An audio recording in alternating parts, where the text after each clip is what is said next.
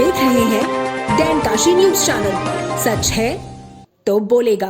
उत्तर प्रदेश सरकार के कैबिनेट मंत्री डॉक्टर संजय निषाद ने बलिया पहुंचकर विपक्षी दलों पर तीखा हमला बोला। उन्होंने श्रमिक आंदोलन को दुर्भाग्यपूर्ण करार देते हुए कहा कि मुख्यमंत्री योगी आदित्यनाथ ने पहले ही कैबिनेट में निर्देश दे दिया था कि श्रमिकों के हित में कई महत्वपूर्ण घोषणाएं की जाएंगी। डॉक्टर निषाद ने स्पष्ट किया, हमारी सरकार श्रमिकों के साथ है। विपक्ष में बैठकर अखिलेश यादव लड्डू तो खिलाएंगे नहीं, सिर्फ बयानबाजी और पोस्टरबाजी करेंगे। उनके शासनकाल में मजदूरों और इंडस्ट्री की क्या हालत थी, यह सब जानते हैं। राहुल गांधी द्वारा असम के मुख्यमंत्री हेमंत बिस्वा शर्मा पर दिए गए बयान पर पलटवार करते हुए संजय निषाद ने कहा, पहले हेमंत बिस्वा शर्मा उन्हीं के पार्टी में थे तो बहुत अच्छे थे, जब उनसे अलग हो गए तो खराब हो गए। अपने आदमियों को संभाल नहीं पाएंगे तो कुछ न कुछ तो कहेंगे। पश्चिम बंगाल के चुनावी परिदृश्य पर डॉक्टर निषाद ने कहा कि कोई भी व्यक्ति बहुत लंबे समय तक सत्ता में नहीं टिकता। केंद्र में पहले सरकार ठीक नहीं थी, इसलिए वहां की जनता ने उन्हें चुना। अब प्रधानमंत्री नरेंद्र मोदी के बड़े काम और राष्ट्रवाद के मुद्दे पर राज्य की जनता एनडीए के साथ है। बिहार पर उन्होंने जोर देकर कहा, बिहार में एनडीए बाहर नहीं है, इसलिए वहां एनडीए की सरकार है। एनडीए ही तय करेगी कि कौन मुख्यमंत्री बनेगा।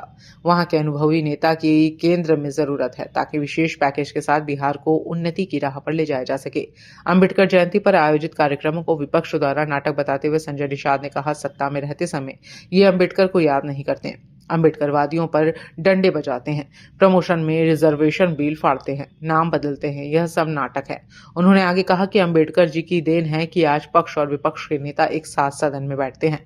समाज में हजारों जातियां हैं, लेकिन अम्बेडकर जी ने 4 जातियों में सभी का वर्गीकरण किया। राहुल गांधी द्वारा भाजपा और आरएसएस पर संविधान बदलने के आरोप पर डॉक्टर संजय निषाद ने पलटवार किया।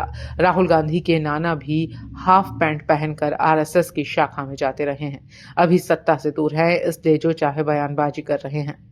जब कोई आपदा आती है तो यह सब लोग भाग जाते हैं, वहां सिर्फ आरएसएस और हमारी सरकार नजर आती है। विपक्षी दलों की बैठक और महिला आरक्षण पर संजय निषाद ने कहा कि विश्वास ही जीत होती है। इन्होंने विश्वास को धोखा दिया, इसलिए जनता ने इन्हें बाहर कर दिया। नारी शक्ति वंदन अधिनियम पहले ही लागू हो जाना चाहिए था। महिलाएं आधी आबादी हैं, माँ बहन का कर्ज है, उन्हें कैसे उपेक्षित रखा जा सकता है। मंत्री ने जोर देकर कहा, हमारी सरकार की मंशा है कि ग्राम पंचायत से लेकर उच्च पंचायत तक महिलाओं का पर्याप्त प्रतिनिधित्व सुनिश्चित किया जाए। कि हमें विश्वास में नहीं लिया गया है सरकार द्वारा। विश्वास, देखो विश्वास ही जीत है। जनता का विश्वास इन्होंने धोखा दिया, इसीलिए जनता बाहर किया विपक्ष को। आज के दिन नारी शक्ति बंधन अधिनियम पहले लागू हो जाना चाहिए। आधी आबादी है, कर्जा है माँ का, बहन बेटियों का। देश की आबादी को कैसे उपेक्षित रखा गया था। हमारी सरकार उन्हें अवसर प्रदान कर रही है। जिस तरीके से निचली जो हमारे ग्राम पंचायत है, उसी तरीके से वो उच्च पंचायत में भी जाएं, विधानसभा लोकसभा में जाएं, और जल्दी लागू हो जाना चाहिए। इसमें ये सब नाटक है। जब रहते हैं तो अम्बेडकर याद नहीं करते हैं, अम्बेडकरवादियों पर डंडे बजाते हैं, प्रमोशन में रिजर्वेशन बिल फाड़ते हैं, किसी नाम बदलते हैं। आज ये नाटक है। अम्बेडकर साहब की देन है कि सभी पक्ष विपक्ष के नेता सदन में बैठ रहे हैं। अम्बेडकर की देन है जो हम सब लोग यहाँ खड़े हैं। आज अम्बेडकर ने समाज में 1000 जाति थी, अम्बेडकर ने कहा 4 जाति है, सामान्य जाति है, अनुसूचित जाति, अनुसूचित जनजाति, अन्य पिछड़ी जाति है। ये अम्बेडकर की देन है कि जो पिछड़ों पर नेता कर रहे हैं वो। तो अम्बेडकर ने लिखा था कि लेदरमैन, वाशरमैन, फिशरमैन, ये सभी समूह के लोग अनुसूचित जाति की सूची में सूचीबद्ध हैं। इनके बच्चे, अम्बेडकर ने लिखा कि झोपड़ी वाले अब नहीं, पहले था समाज में कि झोपड़ी वाले कमाएंगे, खोपड़ी वाले खाएंगे।